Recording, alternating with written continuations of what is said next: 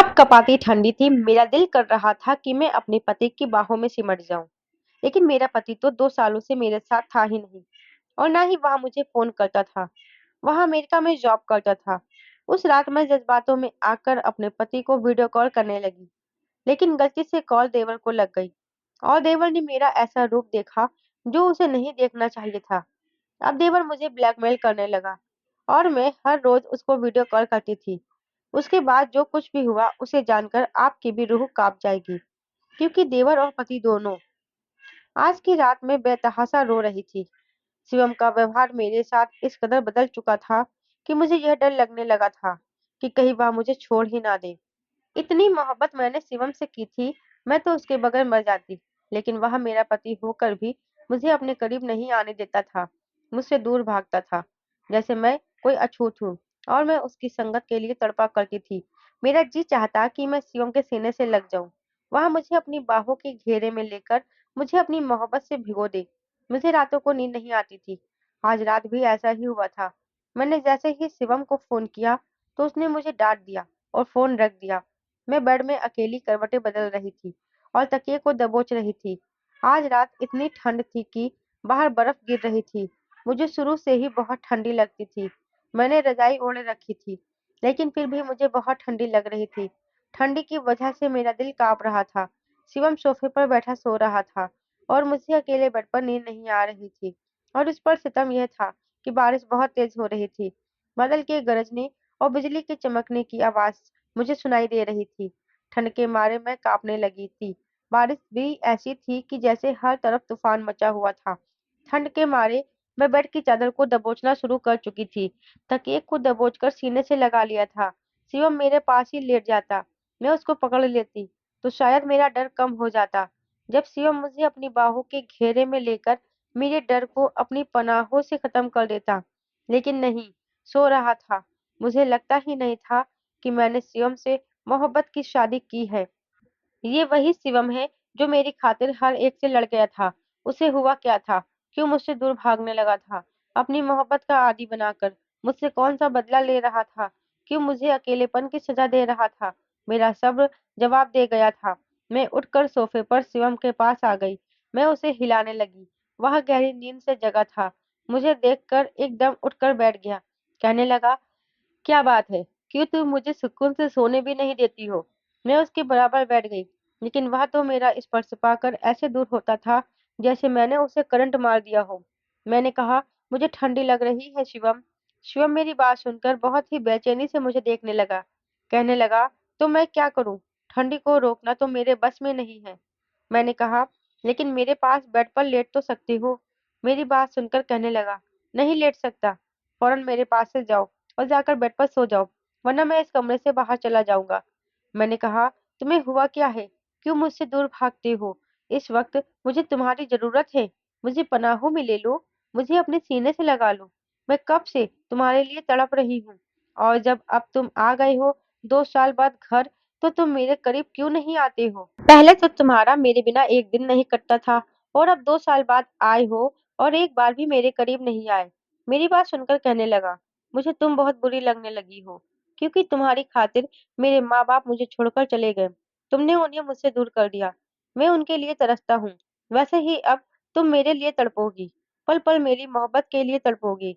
मैंने कहा, मेरा क्या दोष है? मैं नहीं चाहती थी कि यह सब कुछ हो। तुम्हारे माँ-बाप तुमसे रूठ जाएँ। तुम अच्छी तरह से जानती हो, मैं तुमसे कितनी मोहब्बत करती हूँ। वह कहने लगा, तुम्हारी मोहब्बत ही तो ले डूबी है मुझे। तुम्हारी मोहब्बत ने मुझे मेरे अपनों से दूर कर दिया। तुम्हारी मोहब्बत ने ही मुझे बर्बाद करके रख दिया। मुझे कहीं का नहीं छोड़ा। तुम मुझे छोड़कर चली क्यों नहीं जाती हो? वह इस कदर गुस्से से बोला कि मैं काँप कर रह गई थी।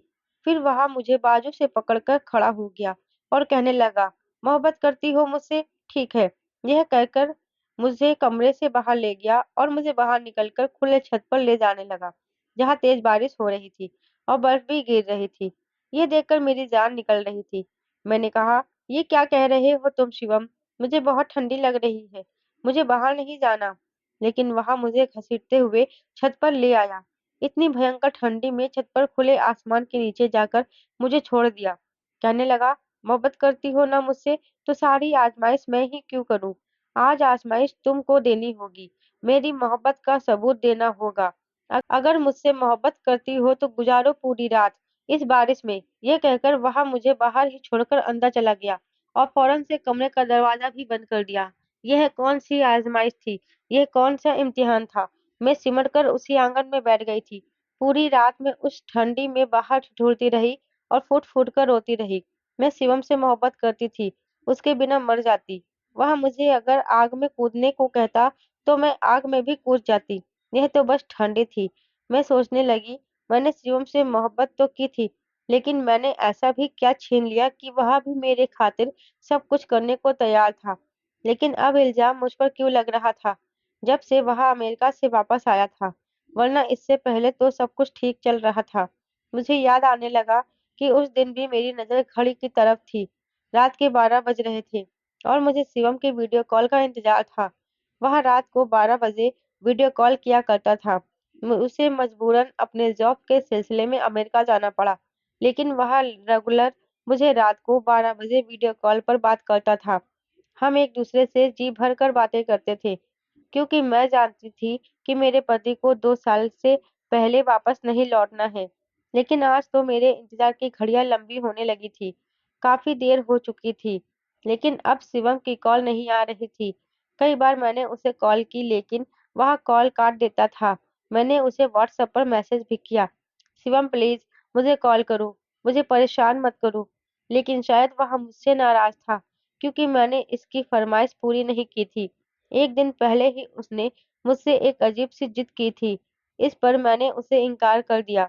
वह कहने लगा, अगर तुम्हें मेरी बात नहीं माननी तो मैं फोन बंद कर दूंगा और अब से तुम्हें कॉल भी नहीं करूंगा। मैंने कहा, मैं जानती हूँ तुम मुझसे बात किए बिना रह नहीं सकते, लेकिन मैं तुम्हारी ऐसी कोई भी फिजूल बात नहीं मानूंगी। अरे तुम तो अमेरिका जाकर बड़े ही बेशर्म हो गए हो। मैं तुम्हारी पत्नी हूँ और कहीं भागी नहीं जा रही हूँ। जब तुम घर वापस आओगे तो मैं तुम्हारी सारी फरमाइश तुम्हारी बाहों में पूरी करूंगी। इस तरह वीडियो कॉल पर नहीं। मैंने तो उस समय यह शायद मजाक में कहा था। मैं उसे नखरा दिखाना चाहती थी, लेकिन मुझे क्या पता था कि वह मुझसे सच में नाराज हो जाएगा। 4 दिन तक शिवम की कोई कॉल नहीं आई। मैं बहुत परेशान होकर रह गई थी। बार बार उसे मैसेज कर चुकी थी, माफी भी मैसेज पर मांग चुकी थी, लेकिन शिवम है कि बात करने को तैयार न था। 4 दिन बाद रात 3 बजे इसका मैसेज आया था कि मैं 4 दिन से बुखार में पड़ा हूँ, इसलिए तुम्हें कॉल नहीं कर पाया। यह सुनकर तो मैं और भी ज्यादा परेशान हो गई। मैंने कहा, तुम्हें क्या हुआ है? शिवम वीडियो कॉल करो, मुझसे बात करो, मैं तुम्हें देखना चाहती हूँ। कहने लगा, प्रिया बुखार की वजह से हिम्मत नहीं हो रही, प्लीज मुझे कुछ दिन आराम करने दो, मैं तुमसे फिर बाद में बात कर लूंगा। यह कहकर उसने बात खत्म कर दी। उसके बाद उसने मुझे मैसेज का जवाब नहीं दिया। मेरे यह दिन कैसे गुजरे ये मैं ही जानती हूँ। मेरी और शिवम की लव मैरिज हुई थी। हमारी फेसबुक पर दोस्ती हुई और फिर हमारी बातचीत की शुरुआत हो गई थी। वही हम एक दूसरे को अपने तस्वीर भेजते। फेसबुक से हमारी मोहब्बत की शुरुआत हुई थी, जो दीवानगी की हद को पहुंच गई थी। हम एक दूसरे के दीवाने हो गए। 2 साल हमारी मोहब्बत का सिलसिला यूं ही जारी रहा। उसके बाद शिवम ने अपने घर वालों से मेरे रिश्ते के लिए कहा। पहले फसाद तो यही से शुरू हुआ था, क्योंकि उन्होंने साफ इनकार कर दिया था।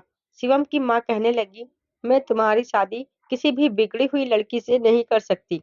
और दूसरी बात, तुम्हारा रिश्ता बचपन से मैंने अपनी सहेली की बेटी से तय कर रखा था। शिवम की माँ उसकी शादी अपनी सहेली की बेटी से करना चाहती थी, लेकिन शिवम मेरी खातिर सबसे लड़ गया था। कहने लगा, शादी करूंगा तो सिर्फ प्रिया से ही करूंगा, वरना नहीं करूंगा। लेकिन उसकी माँ बिल्कुल भी राजी नहीं हो रही थी, और ना ही उसके पापा। शिवम मुझसे कहने लगा कि मैं अकेले ही तुम्हारे घर पर अपना रिश्ता लाना चाहता हूँ, क्योंकि मेरे घर वाले शादी पर बिल्कुल भी राजी नहीं हैं। जिस फैमिली से मैं संबंध रखती हूँ, वहां पर किसी तरह की कोई रोक टोक नहीं थी।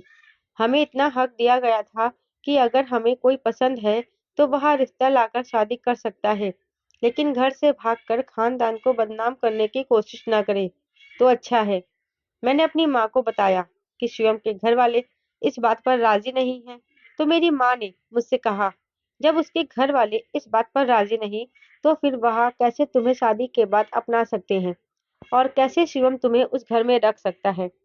मैंने कहा, माँ, शिवम की अच्छी जॉब है, उसके पास अपना खुद का फ्लैट भी है। वह मुझे अलग रखना चाहता है। थोड़ी सी बहस के बाद मेरी माँ इस रिश्ते के लिए मान गई थी। उन्होंने मेरे पापा को भी राजी कर लिया। कैसे किया मैं नहीं जानती। अगले दिन ही मेरी माँ ने कहा कि तुम ऐसा करो, शिवम से कहो हमसे मिले। मैंने यह संदेश शिवम को दे दिया। शिवम दूसरे दिन ही मेरे घर पर मिलने आ गया। मेरे पापा ने बहुत ही सादगी के साथ शिवम से मेरी शादी कर दी। लेकिन मेरे पापा ने मेरी शादी के लिए जो भी रकम जोड़े रखी थी, वो सारी रकम मेरे नाम कर दी थी। मैं शिवम के साथ एक अलग फ्लैट में रहती थी। बहुत खुश थी। शिवम मुझसे बहुत मोहब्बत करता था। उन दिनों तो मैं हवा में उड़ा करती थी। शिवम को मैं जरा भी नजर न आती तो मुझे आवाज देने लगता है। कहता, प्रिया, तुम हर वक्त मेरी नजरों के सामने रहा करो। फिर एक दिन शिवम ने ऐसी खबर सुनाई कि मैं चौंक कर रह गया था। कहने लगा, मेरे माँ बाप मेरे भाई के पास लंदन चले गए हैं। मुझसे नाराज थे, इसलिए वह शहर छोड़कर जा चुके हैं। मुझे लगता था कि वह हमारी शादी को स्वीकार कर लेंगे, लेकिन उन्होंने तो मुझे अपनी जायदाद से भी बेदखल कर दिया है, जिसमें यह फ्लैट भी शामिल है। हमें जल्दी से जल्दी यह फ्लैट खाली करना पड़ेगा, क्योंकि अब इस फ्लैट पर कोई हक नहीं रहा। यह फ्लैट मेरी माँ के नाम पर है। मैंने कहा, शिवम, हम कहाँ जाएंगे? वह कहने लगा, मैं खुद परेशान हूँ। मेरी तो तनख्वाह इतनी नहीं है कि मैं किराए का घर भी ले सकूं। इसलिए मुझे वापस शिवम के साथ अपने मायके आना पड़ा। लेकिन मेरी माँ कहने लगी, ऐसी शादियां ज्यादा दिन नहीं चलती। तुम्हें सोच समझकर फैसला करना चाहिए था। अब क्या हम तुम्हारे पति को भी पालेंगे? प्रिया, हम तुम्हें मायके में बैठाकर नहीं रख सकते। घर पर तुम्हारी छोटी बहनें भी हैं। हमें उनके बारे में भी सोचना है। अपनी जिम्मेदारी तुम अपने पति पर डालो तो अच्छा है। यह बात जब मैंने शिवम से कही तो वह कहने लगा, ठीक है, ऐसा करता हूँ कि छोटा मोटा कोई किराए का घर ले लेता हूँ। लेकिन मेरी तनख्वाह पर तुम्हें गुजारा करना पड़ेगा। मैं अपने माँ बाप के घर बहुत ही ऐश की जिंदगी गुजार रही थी, लेकिन फिर भी मैंने शिवम को विश्वास दिलाया कि मैं तुम्हारे साथ तुम्हारी तनख्वाह में ही गुजारा कर लूंगी। और फिर शिवम ने एक छोटा सा घर किराए पर ले लिया और मैं उसके साथ इस छोटे से घर में रहने लगी।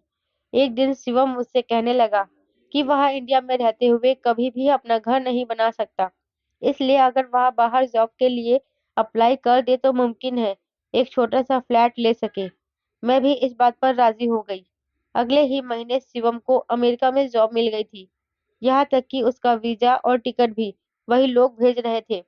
शिवम का एक भाई लंदन में रहता था। उसी ने शिवम को जॉब दिलवाई थी। जिस दिन शिवम ने अमेरिका जाना था, मैं बहुत रो रही थी। कहने लगा, बस 2 साल की बात है। इस 2 साल में मैं इतना पैसा कमा लूंगा कि यहाँ पर अपना घर ले सकूं और फिर कोई प्रॉब्लम नहीं रहेगी। फिर मैं यही जॉब कर लूंगा और देखना, मुझे यहाँ अच्छी जॉब मिल जाएगी, क्योंकि मेरे पास अमेरिका में जॉब करने का एक्सपीरियंस भी होगा। वह मुझे बातों से बहलाने की कोशिश कर रहा था, लेकिन मैं तो लगातार रोए जा रही थी। मुझे इस बात का भी दुख था कि शिवम के माँ बाप ने मुझे स्वीकार नहीं किया था। काश कि वह मान जाते तो हमारी जिंदगी में आसानी पैदा हो जाती। एक अकेले घर में रहना मेरे लिए भी मुश्किल था। जाने से पहले शिवम कहने लगा, मैं रोज तुम्हें वीडियो कॉल किया करूंगा।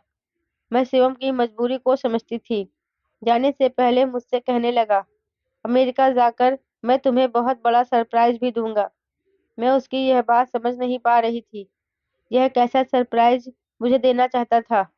खैर, वह मुझे छोड़कर अमेरिका चला गया, लेकिन रोज वह मुझे रात के 12 बजे वीडियो कॉल करता था। मुझसे जी भर के बातें करता था। लेकिन पिछले कुछ दिनों से शिवम का व्यवहार बहुत कुछ बदला हुआ नजर आ रहा था। अजीब सा व्यवहार हो रहा था उसका। मेरा दिल पता नहीं क्यों अनजाने डर से घबराने लगा था। 2 हफ्ते से शिवम सिर्फ मैसेज पर बात कर रहा था। बात क्या करता था, बस मुझे बहलाने की कोशिश कर रहा था। अब तो मेरे दिल में यह डर भी उठने लगा था कि कहीं शिवम मुझे धोखा तो नहीं दे रहा था। हो सकता है कि मुझसे दिल बहलाने के लिए उसने शादी तो कर ली है और वहां हमेशा के लिए अमेरिका चला गया हो। और इस सोच ने तो मेरी जान ही निकाल दी थी। लेकिन कुछ दिन बाद ही शिवम की वीडियो कॉल आ गई। उसका चेहरा उतरा हुआ था। शिवम की आंखें भी लाल हो रही थी। उसे देखकर लग रहा था कि जैसे वह सच में बीमार है। मुझे देखकर कहने लगा कि 10 दिन से बुखार में पड़ा था। आज भी हिम्मत नहीं हो रही थी, लेकिन तुम्हें इसलिए कॉल की ताकि तुम कहीं मुझे बेवफ़ा ना समझने लगो। मेरे दिल में आने वाले डर को उसने फ़ौरन से दूर कर दिया था और शिवम को सामने वीडियो कॉल पर देखकर मेरे दिल को भी सुकून हो गया था। कुछ दिन तक हम बातें करते रहे। एक दिन शिवम कहने लगा कि मैं बहुत बिज़ी हो गया हूँ। मुझे इतना समय नहीं मिलता, इसलिए रोज़-रोज़ अब मैं तुमसे बात नहीं कर सकता। अब धीरे-धीरे वह मुझसे कम बात करने लगा था, लेकिन हर महीने मेरे अकाउंट में पैसे भेज रहा था, जिससे मुझे घर के खर्चों के लिए कोई प्रॉब्लम ना उठानी पड़े। 2 साल गुज़र गए थे और 2 साल मैंने कैसे काटे थे मैं ही जानती थी। जैसे-जैसे 2 साल पूरा हो रहा था, मेरी बेकरारी बढ़ रही थी। शिवम कहने लगा कि मैं आना तो नहीं चाहता हूँ, लेकिन मैं वापस आ रहा हूँ। मुझे तुमसे बहुत ज़रूरी बात भी करनी है। मैं तो यह बात सुनकर ही खुश हो गई थी कि वह इंडिया वापस आ जाएगा। मैंने उसकी दूसरी बात की तरफ ध्यान ही नहीं दिया था कि उसे मुझसे क्या ज़रूरी बात करनी थी। जाने से पहले भी उसने एक सरप्राइज़ की बात मुझसे की थी, लेकिन मैं इस बात को बिल्कुल भूल चुकी थी। मुझे शिवम के आने से इस कदर खुशी थी कि मैं बता नहीं सकती थी। जिस दिन उसे इंडिया आना था, मैं उसको लेने एयरपोर्ट चली गई। जैसे ही वह एयरपोर्ट से बाहर आया, मैं तड़प कर उसके गले लग गई और रोने लगी। लेकिन उसने फ़ौरन से मुझे खुद से अलग कर दिया। कहने लगा, "ये क्या हरकत है? लोग देख रहे हैं।" मुझे शिवम का ये बिहेवियर बड़ा ही अजीब लगा था। उसे बिल्कुल भी एहसास नहीं था कि 2 साल मैंने उसके बगैर कैसे गुज़ारे हैं। उसे लोगों की परवाह थी, मेरी नहीं। जैसे ही मैं घर आई, तो शिवम का क्या है? वह भी चुपचाप सा था। मैंने कहा, "क्या हुआ है तुम्हें?" वह कहने लगा, "कुछ नहीं, बस भूख लग रही है।" मैंने उसकी पसंद की बहुत सारी डिशेज़ बनाई थी, लेकिन उसने खाना उतने मन से नहीं खाया था, जैसे वह पहले खाता था। खाने के बीच में भी वह मेरी बातें बहुत ही गायब दिमागी से सुन रहा था। मेरी बातों का बस हाँ या ना में जवाब दे रहा था। मैं उसके अजनबी से व्यवहार से परेशान होने लगी थी। मैंने कहा, "शिवम, क्या बात है? तुम मुझसे ठीक से बात नहीं कर रहे हो?" वह कहने लगा कि तुम जानती हो मैं वापस क्यों आया हूँ? मैंने कहा क्यों शिवम? कहने लगा मुझे अमेरिका के नौकरी से निकाल दिया गया है और मेरे पास कोई पैसा जमा नहीं है। मैं उसकी उदासी की वजह समझी थी। मैंने कहा तुम परेशान मत हो, तुम्हारे भेजे गए सारे पैसे मैंने संभाल कर रखे हुए हैं, कोई भी फिजूल खर्ची नहीं की है। और फिर मेरे माँ बाप ने भी जो शादी में मेरा हिस्सा मुझे दिया था, वह भी पैसे मेरे पास पड़े हुए हैं। हम सबको मिलाकर एक छोटा-सा फ्लैट खरीद सकते हैं। मुझे लगा था यह सुनकर शिवम खुश हो जाएगा, लेकिन वह अभी भी चुप-चुप सा था। रात को जब शिवम सोने के लिए कमरे में आया, तो मुझे लगा कि वह भी मेरे लिए उतना ही बेकरार होगा, जितना मैं उसके लिए हूँ। लेकिन वह तो बस इधर-उधर कमरे में अपना टाइम पास कर रहा था। कभी अपनी घड़ी उतार रहा था, कभी अपनी घड़ी उतार कर रखता, कभी जूते साइड में रखता, कभी अपने मोबाइल पर कुछ देखने लगता। लेकिन अब मुझसे बर्दाश्त नहीं हो रहा था। मैंने यह 2 साल शिवम की जुदाई में बहुत मुश्किल से गुज़ारे थे। मैं खुद ही उठकर शिवम के सीने से लग गई थी, लेकिन मेरे पास जाते ही शिवम ने मुझे झटक कर खुद से दूर किया था। कहने लगा, "यह क्या बदतमीज़ी है? दूर रहो मुझसे।" मैंने कहा, "शिवम, तुम्हें क्या हो गया है? मैं तुम्हारे लिए कब से तड़प रही हूँ और तुम मुझे करीब ही नहीं आने दे रहे हो।" वह कहने लगा, "अभी मेरा कोई मूड नहीं है, तुम जाकर बेड पर सो जाओ।" मुझे विश्वास ही नहीं हो रहा था कि शिवम ऐसा भी कर सकता है। अमेरिका जाने से पहले वह रात को मुझसे चिपक कर ही सोता था, क्योंकि मुझसे अलग होकर सोने में उसे नींद ही नहीं आती थी। और आज वह मुझसे कह रहा था कि मेरे करीब मत आओ। मेरी आँखों में आँसू आ गए, लेकिन फिर मैंने यह सोचकर खुद को समझा दिया कि शायद शिवम परेशान है, अपनी नौकरी की वजह से। इसलिए मैं चुपचाप बेड पर जाकर सो गई। शिवम ने अपना तकिया उठाया और सोफे पर लेट गया और फिर अब रोज़ ही ऐसा होने लगा। वह धीरे-धीरे मुझसे दूर रहने लगा था। मैंने अपने माँ-बाप से अपने पैसों का ज़िक्र कर दिया। मेरे पापा के कुछ प्रॉपर्टीज़ थी। हम 4 बहनें थे। मेरे पापा ने अपनी जायदाद में से मेरा हिस्सा निकालकर मेरे नाम कर दिया। उन्होंने मुझे इतने पैसे दे दिए कि मैंने छोटा-सा घर खरीद लिया। मैं समझी कि अब शिवम खुश रहने लगेगा और मेरे साथ एक खुशगवार ज़िंदगी गुज़ारेगा। लेकिन जब से आया था मुझसे कतरा रहा था, मेरे करीब नहीं आता था। मुझे लग रहा था कि जैसे बहुत कुछ और ही है। वह मुझसे कुछ छुपाने की कोशिश कर रहा है। शायद उसे अपने माँ-बाप की नाराज़गी का एहसास है और यह बात सही निकली थी। एक बार मैं शिवम के करीब आने लगी, तो उसने मुझे झटक दिया। कहने लगा, पीछे रहो। तुम्हारी वजह से मेरे माँ-बाप मुझसे छीन गए हैं। मुझे तुमसे की गई मोहब्बत पर अफ़सोस हो रहा है। मुझे अपनी माँ की याद आती है। तुम्हारी वजह से मैं इस छोटे से घर में रहने पर मजबूर हूँ।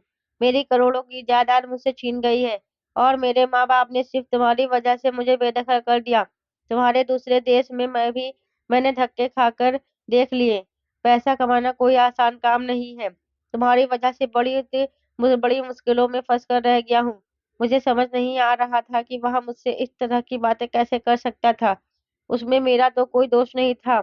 उसे चाहिए था कि वह अपने माँ-बाप को राज़ी करता और फिर मुझसे दोस्ती की शुरुआत करता। मैंने भी तो अपने माँ-बाप को मनाया था और शादी करके अपने माँ-बाप की मर्ज़ी से उसके साथ इस घर में रह रही थी। मैंने कहा कि ठीक है, तुम मुझे अमेरिका ले जाओ। मैं तुम्हारे माँ-बाप के पास जाऊँगी, उनके हाथ जोड़कर उनसे माफ़ी माँग लूँगी, उनकी विनती करूँगी, उन्हें मनाने की कोशिश करूँगी और तुम देखना मैं उन्हें मना लूँगी। लेकिन तुम मेरे साथ ऐसा व्यवहार मत करो। मैं तुम्हारा ऐसा व्यवहार सह नहीं सकती। मैं तुमसे मोहब्बत करती हूँ और यही सच था। मैं शिवम की बेरुखी बर्दाश्त नहीं कर सकती थी, क्योंकि मैंने उसे बेइंतहा मोहब्बत की थी। शिवम कहने लगा, जब तक मेरे माँ-बाप मुझसे राज़ी नहीं हो जाते हैं, तुमसे अपना व्यवहार मैं नहीं बदल सकता। और प्लीज़ तुम मुझसे यहाँ चिपकने की कोशिश मत किया करो। मुझे घिन आती है तुमसे। शिवम की बातें सुनकर मैं दिमागी तौर पर परेशान हो चुकी थी। वह कहने लगा, भगवान के लिए मुझसे दूर रहा करो। मेरे पास आने की कोशिश मत करो। जब भी तुम मेरे करीब आने की कोशिश करती हो, मुझे अपने माँ-बाप याद आने लगती है। उसकी बात सुनकर मैं बुरी तरह से तड़प कर रह गई थी। अब वह मेरा पहले की तरह ख्याल नहीं रखता था। उसे मेरी परवाह तक नहीं थी। वह सुबह उठते ही अपने काम पर चला जाता। शाम को वापस आता तो खाना खाकर फिर बाहर दोस्तों के साथ चला जाता। रात को 2 बजे तो कभी 3 बजे कभी घर वापस आता। तकिया उठाकर सोफे पर लेट जाता। जब से वह अमेरिका से वापस आया था, उसका ऐसा ही व्यवहार हो गया था। मैंने सोचा कि शिवम से कहती हूँ, वह मुझे अपने माँ-बाप का फ़ोन नंबर भी दे दे। मैं उनसे बात करके देखती हूँ। लेकिन वह फ़ोन नंबर देने के लिए तैयार ही नहीं था। एक रात तेज़ बारिश हो रही थी और ठंडी भी काफ़ी थी। तो शिवम ने मुझे छत पर खुले आसमान के नीचे खड़ा कर दिया था। मुझे मेरी मोहब्बत की सज़ा देने लगा। मुझे बहुत ज़्यादा ठंडी लग रही थी, लेकिन फिर भी शिवम के लिए इतनी ठंड में खड़ी रही और फिर न जाने कब मैं बेहोश हो गई थी। जब मुझे होश आया तो वह मेरे पास बैठा रो रहा था और मुझे होश में भी देखकर कहने लगा, मुझे माफ़ कर दो, मैं तुमसे और नाटक नहीं कर सकता। मैं खुद बहुत मुश्किल में पड़ चुका हूँ। मैंने कहा, क्या मतलब है तुम्हारा? शिवम कहने लगा कि तुम्हारा शिवम मर चुका है। मैं शिवम नहीं हूँ। ये सुनना था कि मेरा दिमाग पूरी तरह से चकरा गया था। वह कहने लगा, मैं शिवम का जुड़वा भाई हूँ। मैं पिछले 5 सालों से अमेरिका में काम कर रहा था। मैंने ही शिवम को अमेरिका बुलाया था। शिवम ने पहले कभी तुमसे मेरा ज़िक्र नहीं किया होगा। यह बात उसने मुझे अमेरिका में आकर बताई हुई थी। कहा था कि उसे किसी दिन वीडियो कॉल पर सरप्राइज़ दूँगा। जब हम दोनों को एक साथ देखेगी तो चकरा जाएगी, लेकिन उसे ऐसा मौका ही नहीं मिला। हार्ट अटैक आने की वजह से वो दुनिया में नहीं रहा। जब अचानक से उसके सीने में दर्द होने लगा तो मैं उसे अस्पताल ले गया। उस समय भी उसे तुम्हारा ही ख्याल था। वह कहने लगा कि प्रिया मेरे दूर जाने का गम नहीं सह पाएगी, इसलिए तुम उसे कभी बेसहारा मत छोड़ना। मुझे पता है कि मैं बच नहीं पाऊंगा और मेरे मरने की खबर सुनकर वह पागल हो जाएगी। वह मुझसे बहुत मोहब्बत करती है, मेरे बिना जी नहीं सकती। उसकी जिंदगी बर्बाद हो जाएगी। इसलिए तुम उसे अपना लेना और उससे सच्चाई मत बताना, क्योंकि मेरे मरने की खबर सुनकर वह टूटकर बिखर जाएगी। तो तुम उसकी जिंदगी में शिवम बनकर जाना। मेरी प्रिया को बेसहारा मत छोड़ना। यह कहते हुए वह बेतहाशा रो रहा था। कहने लगा, मैंने इसलिए तुमसे शिवम बनकर बात करनी शुरू कर दी। बहुत बार चाहा तुम्हें सच्चाई बता दूं, लेकिन हिम्मत नहीं हुई। इसलिए सोचा इंडिया जाकर तुम्हें सच बता दूंगा। लेकिन एयरपोर्ट पर जैसे ही तुम पागलों की तरह मेरे गले लगी थी, जिस तरह शिवम की 2 साल की जुदाई पर तुम फूट-फूट कर रोने लगी थी, मैं घबरा गया था कि तुम्हें कैसे बताऊं। मैंने जब भी तुम्हें सच बताना चाहा, तुम्हारी शिवम के लिए मोहब्बत देकर मैं खामोश हो जाता था। इसलिए चाहा कि मैं तुमसे खराब रवैया रखूंगा, ताकि तुम्हें मुझसे नफरत हो जाए और तुम मुझसे तलाक मांग लो। लेकिन तुम हर आजमाइश पर खड़ी उतरती रही, मेरे लिए और मुश्किलें पैदा करती रही। इसलिए मैं अब तुम्हारे साथ और धोखेबाजी और ड्रामा नहीं कर सकता। मैं यह बातें सुनकर फूट फूट कर रोने लगी। मेरा शिवम बेवफा नहीं था, वह तो मुझसे मोहब्बत करता था। अपने आखिरी समय में भी उसने मेरी परवाह की थी। जब मैं कुछ समझ पाई तो शिवम का भाई समीर कहने लगा, अगर तुम चाहो तो मैं तुम्हारा सहारा दे सकता हूँ, तुमसे शादी कर सकता हूँ। मैं गौर से समीर की तरफ देख रही थी। वह बिल्कुल शिवम की तरह दिखता था। कोई कह नहीं सकता था कि वह शिवम नहीं है। मैं भी तो धोखा खा गई थी। मैं तो समझ ही नहीं पाई कि यह तो शिवम ही नहीं है। कितनी बार मैंने उसके करीब जाने की कोशिश की थी। एक दो बार जबरदस्ती उसके गले भी लग गई थी। तब भी मुझे महसूस नहीं हुआ था कि वह शिवम नहीं है। मैं समीर की शराफत की कायल हो गई थी। उसने एक बार भी मेरा फायदा उठाने की कोशिश नहीं की थी। लेकिन मैंने समीर को मना कर दिया। मैंने कहा कि मैं अपने पति के साथ बेवफाई नहीं कर सकती। लेकिन समीर कहने लगा, भाई ने मरने से पहले मुझसे कहा था कि मैं तुम्हें अपना लूं। यह भाई की आखिरी इच्छा थी। लेकिन फिर भी मैंने समीर को इनकार कर दिया। मैं शिवम की जगह किसी और को नहीं दे सकती थी। मैं अब समीर से दूर रहने लगी थी। समीर भी अपने काम में से काम रखता था। एक दिन वॉशरूम में पैर फिसलने की वजह से मैं गिर गई और मेरी कमर में काफी चोट लग गई थी। मुझे चलने फिरने में प्रॉब्लम हो रही थी। उस वक्त समीर ने मेरी काफी देख रेख की। वह मेरा ऐसा ख्याल रख रहा था जैसे वह शिवम हो। उसमें मुझ में शिवम दिखाई देने लगा था। समीर की वजह से मैं काफी जल्दी ठीक हो गई थी। अब मैं और समीर फिर अपने अपने कामों में लग गए थे। मैं हमेशा शिवम की यादों में खोई हुई रहती थी। एक दिन शिवम मेरे सपनों में आए और मुझसे कहने लगे, प्रिया तुमने अपना क्या हाल बना रखा है। मैं चाहता हूँ कि तुम हमेशा खुश रहो, अपनी जिंदगी में आगे बढ़ो। और मेरी आखिरी इच्छा भी तुमने पूरी नहीं की कि खुद के लिए ना सही, मेरे लिए ही तो, मेरी परछाई मेरे भाई समीर से तुम शादी कर लो। मैं हड़बड़ा कर उठ बैठी गई। लेकिन मैंने समीर को इस बारे में कुछ नहीं बताया, क्योंकि मुझे शर्म आ रही थी। कुछ दिन बाद मैं अपने मायके चली गई। मेरे माँ बाप को जब सच मालूम हुआ तो कहने लगे, तुम कैसे सारी जिंदगी शिवम के नाम पर जी सकती हो। और फिर शिवम की आखिरी इच्छा थी कि तुम और समीर एक हो जाओ। तुम्हें एक बार अपने फैसले पर सोचना चाहिए। अपने माँ बाप की बात सुनकर मैं खामोश हो गई। जख्म अभी हरा था। मैं कोई भी फैसला नहीं ले पा रही थी। लेकिन मैं जब से समीर को छोड़कर अपने माँ के घर आई थी, मेरा जी चाहता था कि मैं एक बार उसे देख लूं, क्योंकि समीर में मुझे शिवम की झलक दिखाई देती थी। वह बिल्कुल शिवम जैसा ही था और उसे देखकर मेरे दिल को सुकून मिलता था। एक दिन अचानक से समीर और मेरे सास ससुर मेरे घर आए। उन्हें देखकर मेरी आंखें भर आई। मेरी सास मुझे सीने से लगाकर रो पड़ी और कहने लगी, मैं तुम्हें अपने साथ ले जाने आई हूँ। मेरा बेटा तो नहीं रहा, लेकिन मैं उसकी मोहब्बत को अपने घर पर रखूंगी और उसे पूरा हक दूंगी जो तुम्हारा है। बेटा, मैं तुम्हारे आगे हाथ जोड़ती हूँ, तुम समीर से शादी कर लो। मेरे माँ बाप भी इस बात पर राजी हो गए। मैंने भी कुछ देर सोचा और शिवम की आखिरी इच्छा का मान रखते हुए समीर से शादी कर ली। समीर और सास ससुर के साथ मैं एक बड़े से बंगले में रहने लगी, जहाँ सब कुछ था। फिर भी मुझे सुकून नहीं मिल रहा था, क्योंकि मेरा प्यार मुझसे बहुत दूर चला गया था। मैं समीर का चेहरा तो देखती रहती हूँ, क्योंकि उसमें मुझे शिवम दिखाई देता है। लेकिन मैं उसे दिल से अपना नहीं पा रही हूँ। लेकिन मैं कभी कभी सोचती हूँ कि इस सब में समीर की तो कोई गलती ही नहीं है, बल्कि उसने तो मेरा साथ ही दिया था। और मेरा साथ उसने कभी भी गलत करने की कोशिश भी नहीं की थी। फिर भी मैं उसे सजा क्यों दे रही हूँ। मेरे दिल में शिवम हमेशा जिंदा रहेगा, लेकिन मैं शमीर को उसकी खुशी देने की पूरी कोशिश कर रही हूँ। तो दोस्तों, उम्मीद करती हूँ आपको मेरी कहानी अच्छी लगी होगी। दोस्तों, कहानी अच्छी लगी है तो वीडियो को लाइक और शेयर करें।